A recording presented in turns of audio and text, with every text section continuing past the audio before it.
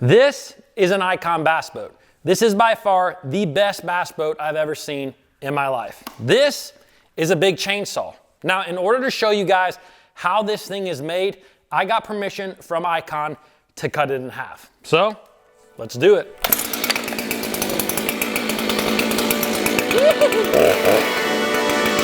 You didn't really think I was gonna cut a bass boat in half, did you? Well, good thing is that iKon already did that. And in this video, I'm gonna show you step by step how a bass boat is made. Now, when it comes to building a bass boat, this can be separated into three main parts: mold design and creation, lamination, and assembly. Part one of building a bass boat is all about designing a boat and creating the molds to build each part for that boat. Now, I am not an engineer, but every bass boat manufacturer out there has a different boat design that they pay hundreds of thousands of dollars to create. This is what makes each bass boat brand on the market ride differently and have different characteristics. Now, moving on to building a bass boat. One of the most interesting things that I didn't realize about this process is boats are built in reverse. When you think about a way that a car is made, each part is fabricated and then each part is painted. However, in the bass boat world, you actually start with the paint, or in this case, you start with the gel coat, and then you build the boat behind it. So in order to explain this a little further, let's talk about part two of building a bass boat, which is lamination. Now, lamination can be separated into 7 steps. Step 1 is all about prepping and taping molds. When a bass boat is ordered, each mold is thoroughly inspected because the boat will only ever be as good as the mold is. Once the mold has been inspected, they will begin the taping process. This is exactly like taping your house when you want to paint the walls, but in this case, you are taping the mold and separating certain places on the mold that will receive different colored gel coat. Step 2 is spraying the gel coat.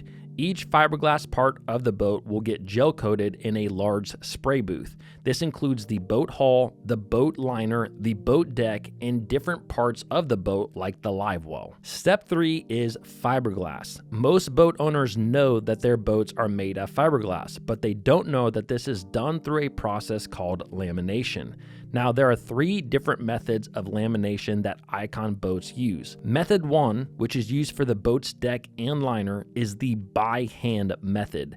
Skilled laborers use small rollers to roll resin into these fiber sheets. This was a really cool process to witness, and although it may look fairly easy, this is a skill that can take a long time to develop.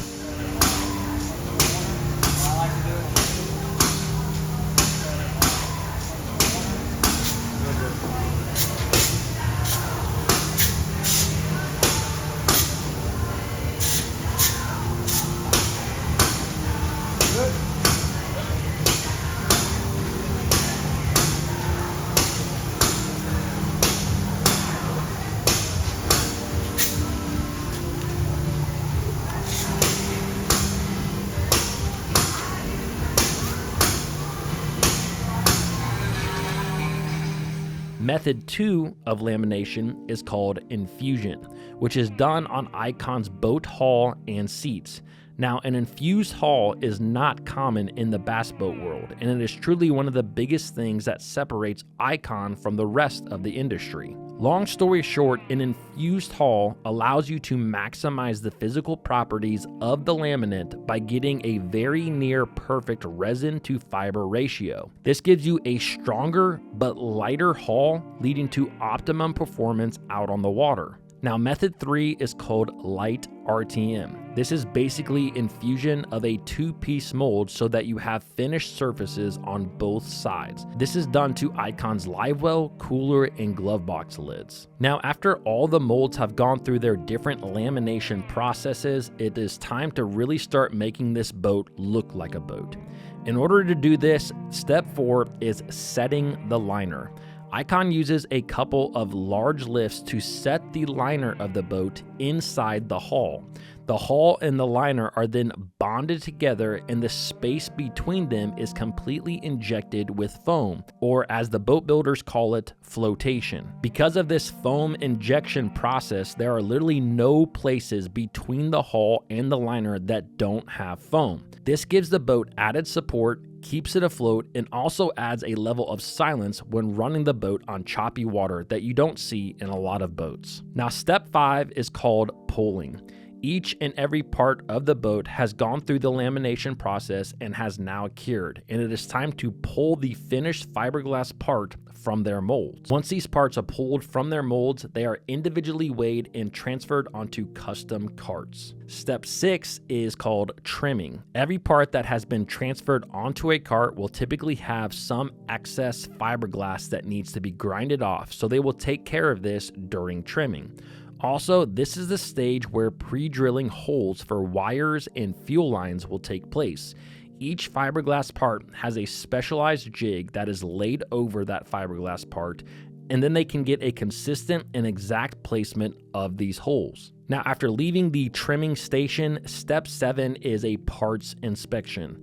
Let's face it, mistakes can happen when building anything, and this is the first of many quality control inspections that this boat will receive while being made. If there are any cosmetic issues at all, they will be repaired before going into assembly, which is the next part of building a bass boat. Now, much like lamination, assembly can be broken down into 7 main steps, and this is where the boat really starts to take form. Step 1 of assembly is known as pre-cap. Capping a boat is the moment in which the hull/liner is joined together with the deck. However, before this happens, a number of parts must be installed in both the hull and the deck. For example, on the hull, the fuel tank of the boat needs to be installed, the jack plate needs to be installed, battery trays, battery chargers, and pumps can also all be installed. On the deck, hardware can be installed, your dash can be placed, carpet is laid, and wire harnesses and engine rigging can also begin.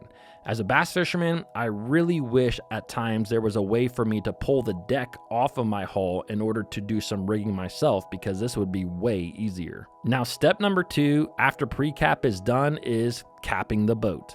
At this point, the deck and the hull can now be joined together, and the engine is also put on during the capping process. At iKon, you can work with any engine company that you want, so that is why you will see iKons with Mercury's and Yamahas and Suzuki's. Now, step 3 is final assembly.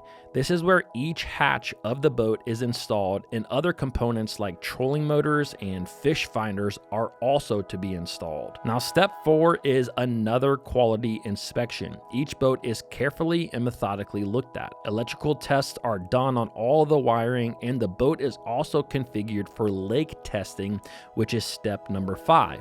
Step number 5, like I said, is lake testing. iKon boats have a crew of guys who all they do is run these boats around to ensure that there are no issues. Each boat will be transferred onto its specific trailer and brought to the lake. The engine and boat then go through a number of different tests, as well as the engine will go through its break-in period. Also, small components like live wells and pumps will also be inspected and validated to make sure that there are no leaks. Now, step number 6 is the final finish. At this point, there are a few items remaining that need to be installed before final inspection.